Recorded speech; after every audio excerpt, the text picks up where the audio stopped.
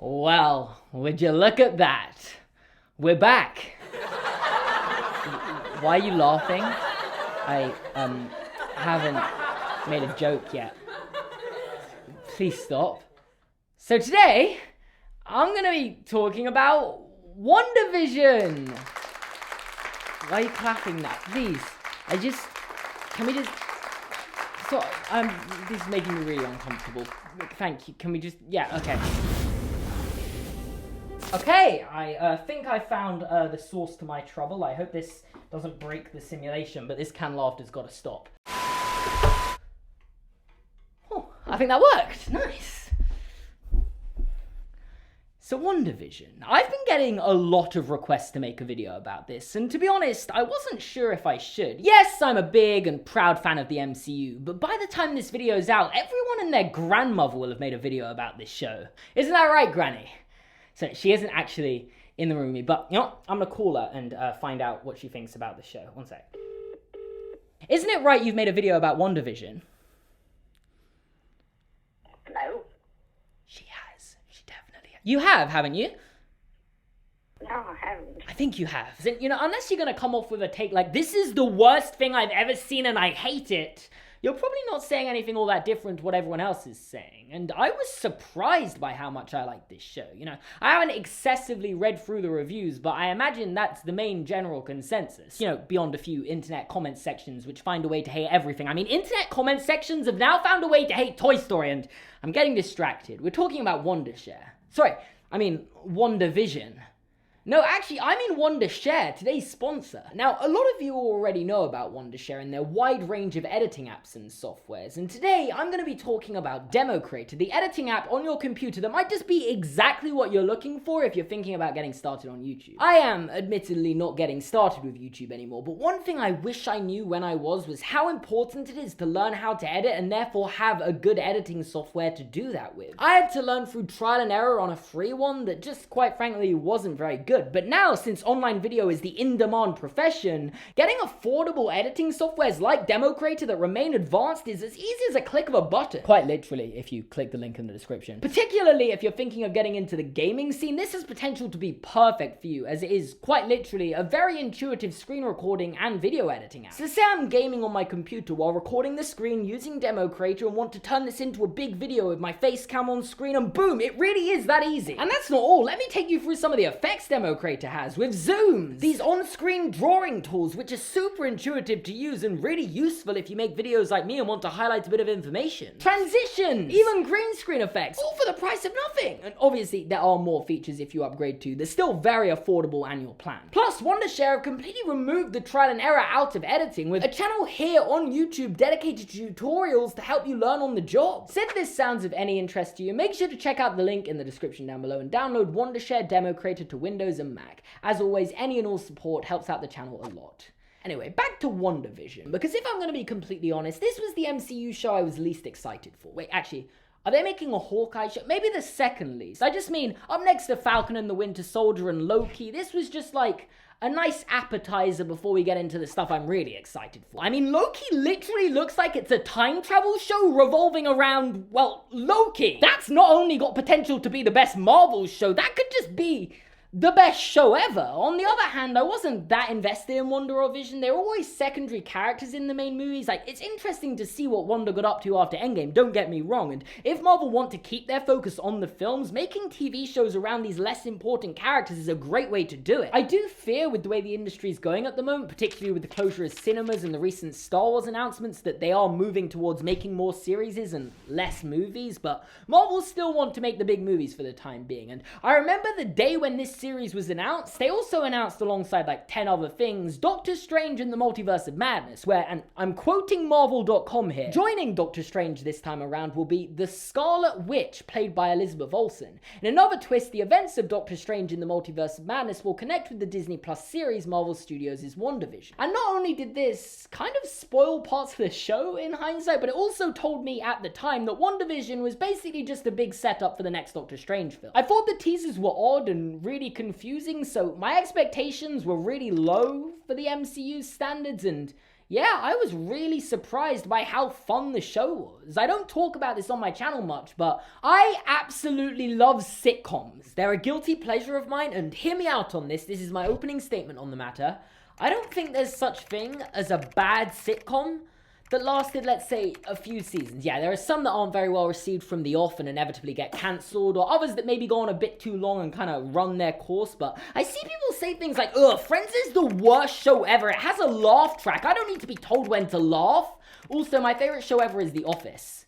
They're always the same kind of people, and it's just like, they're both fine. Like, you're allowed to like both. Yes, humor is subjective. It's one of the most subjective things there is, and that's why you're going to prefer some to others. But I can't imagine that being something you actively hate. Like, it's just a harmless show. If you don't like it, don't watch it. Anyway, since the lockdown's begun, I've basically made it my mission to watch every sitcom ever, and therefore Marvel making their first ever Disney Plus show with a few episodes quite literally parodying sitcoms without initially addressing how this fits into the overarching MCU is something that warrants a lot of praise from a studio that 4 years ago I would have potentially accused of being formulaic. Marvel films and start to all feel very sameish and predictable. I particularly enjoyed these earlier episodes on rewatch. Like, I found them funnier for some reason, and I always love it when you can watch a show back and notice things that you can only notice after you've watched it. Like, first time around you're just like, whoa, how's Vision back? What's happened since Endgame? Why are they living in a literal sitcom? Is this some weird parallel reality? And only once you've seen the episodes you can notice the real setups for it. You know, how Vision doesn't seem to know anything that's happened in their lives before they arrived in Westview, or the rest of the people in the town slowly starting to realize what's happening and conspiring against Wanda even though she's kind of controlling them. And despite these hints and clues, it's only at the end of episode 3 where they finally break the illusion as Geraldine, or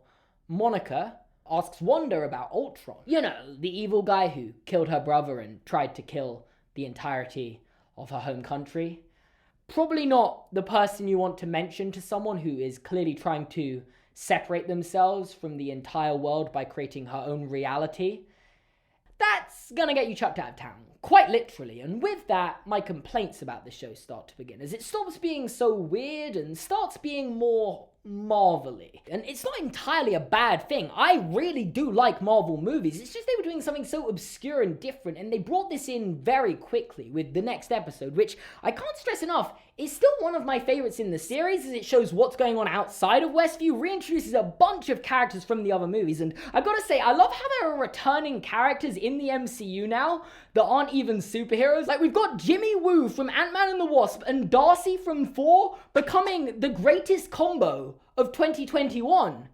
And we're only 2 months in. We kind of get an explanation for what Wanda's doing, and it tackles a few of the unanswered questions from the early episodes, and that's the problem.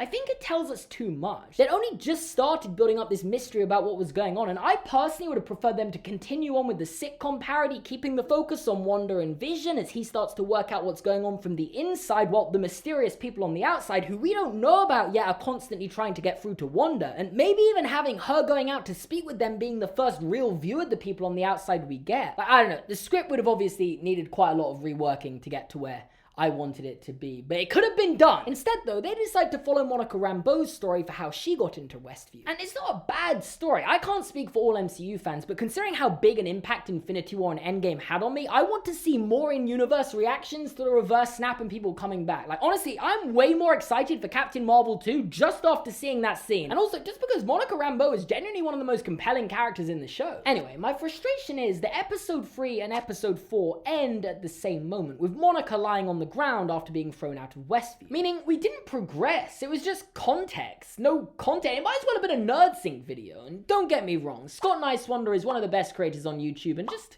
an all-round nice person. And I do get that was the entire point of the episode. It's literally called We Interrupt This Program. All the episode names are really clever, by the way. I just wanted to say I like that Marvel. Well done. However, it's with this influx of new information from the outside over the next few episodes that leads to the fan theories coming into full flow. And no, I'm not about to play that card of, oh, well, the only reason some people didn't like it is because their fan theories didn't come true. Because quite frankly, I couldn't care less if people didn't like it, whether their fan theories came true or not. And I really think the issue with this show, as I stated in the title of the video, is circumstance. To take you back to the initial announcement of Wandavision back in 2019 that I was referring to earlier, this is actually the only thing that's come out on time. Like, I don't know if you've heard, there's a bit of a pandemic going on, so we're kind of restricting what we can do, at least us countries that lack competent leadership, and therefore pretty much everything's been delayed, which, to put into context, Wandavision was supposed to come out after Black Widow, after Falcon and the Winter Soldier, after Marvel's Eternals, after Shang-Chi and the Legend of the Ten Rings, and I want to guess finish like a month before Doctor Strange and the Multiverse of Madness coming out.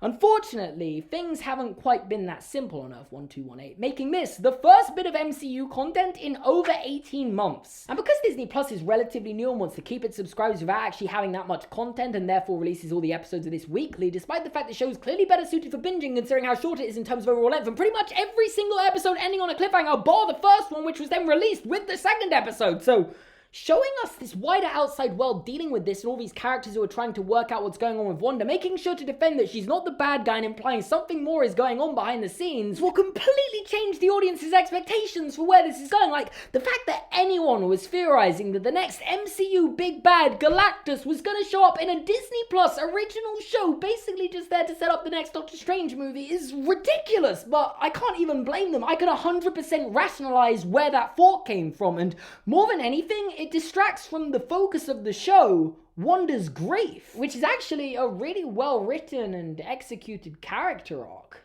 Is it really an arc, or is it just kind of like a bumpy road that kind of reaches the end destination? I guess there's like a bad thing she did at the start and then she resolves it at the end, so well done, Marvel. You wrote a character arc. Don't know why I'm saying that like you've never written a character arc before. Sorry, this is really patronizing. Like, this show single-handedly made me like a character that initially I wasn't even that invested in. They really managed to visualize her pain and help us understand all this trauma she'd been through, which in previous films we'd just kind of been told about. Like, she had some bad things happen to her. Feel sorry for her.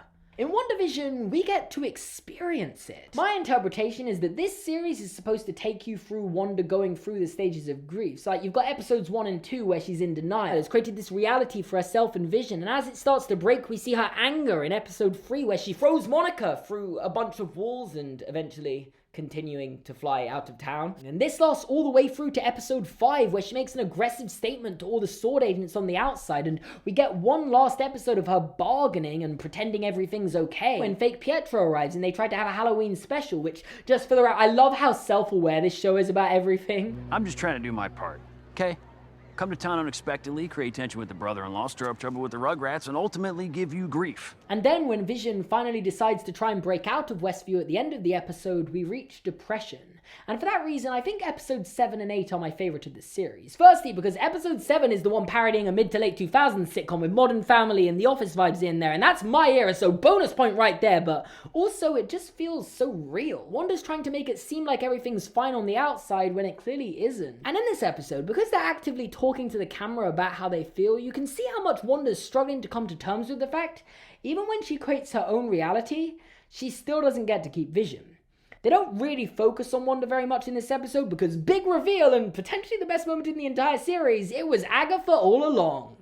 So I should have said that with like the melodic tune from the series, never mind. Also, just side note, the scene of Monica breaking through the hex and shows signs of having powers for the first time, wow, just wow. Meanwhile, episode 8 is the more obvious example of them visualizing Wanda's trauma, where they just outright take you through Wanda's traumatic moments. And I love when shows or movies have scenes where they go back and look into someone's past to help fill in context. Like, I don't know why or how to explain it, but this was always going to be a personal favorite of mine. Particularly, I love the bit with Vision and Wanda in the Avengers complex. Wanda saying, "It's not that kind of show." Very much demonstrating what kind of world she wants to build and live in, and Vision's, "But what is grief?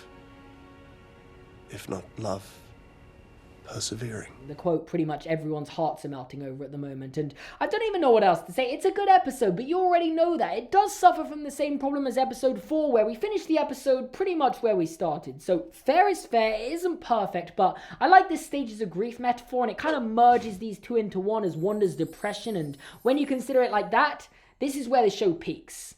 But that's not to say the finale was bad. It was a little disappointing to see a show that had been so out there at times go down the stereotypical Marvel route of big CGI fight between good guy and bad guy who have the same powers except the bad guy's evil. With that said, I really liked how the Visions' fight didn't end with violence, but a philosophical debate in a library. Like, there's nothing more Vision than that, and it kind of mirrors his interaction with Ultron, where he tries to reason with him, and then when he realizes he couldn't, he eradicated him. But in this case, he persuaded him, so That was nice. Wanda's fight went a bit more stereotypically, I win this fight because I'm the good guy and therefore I'm smarter than the bad guy and ha ha ha, look at these runes. I mean, there's a reason why Marvel are popular, because these fights are fun. And this isn't to say I didn't enjoy it. I guess just the show had raised my expectations for what was going to happen. I was hoping for a more Doctor Strange-esque creative ending. What we got was just fine. As Wanda finally accepts that what she's been doing is wrong and gives up everything she built for everyone else and walks past them all before flying off,